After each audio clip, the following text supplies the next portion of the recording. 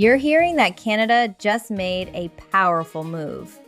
A $25 billion fund inspired by countries like Norway. But what if that comparison isn't as simple as it sounds? Canada. When Prime Minister Mark Carney announced the Canada Strong Fund, it was presented as a turning point, a national investment fund designed to build the country's future and even give everyday people a chance to be part of it.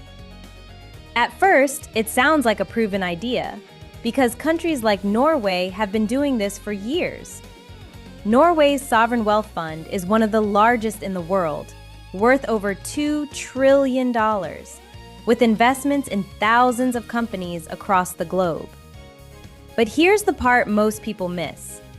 Norway doesn't invest that money at home.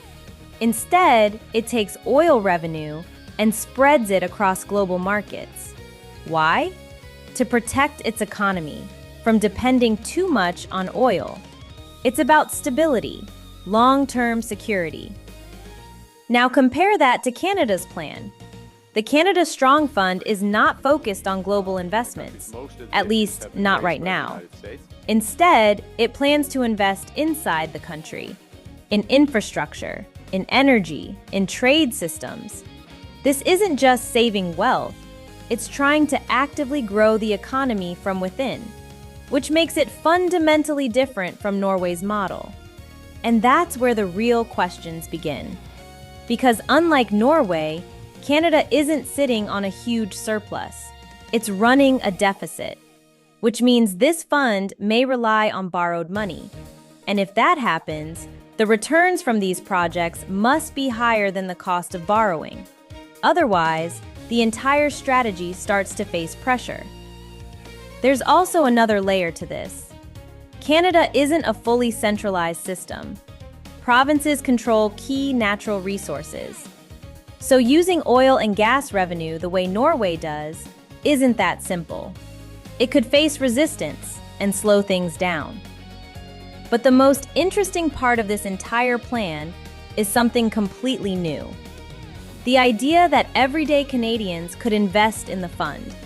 Not just benefit from it, but actually become part of it. And that sounds powerful, but it also raises a real concern.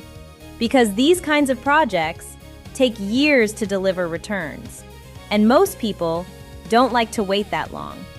So the question becomes, will people invest in long-term national projects or choose faster returns, like tech stocks in the United States?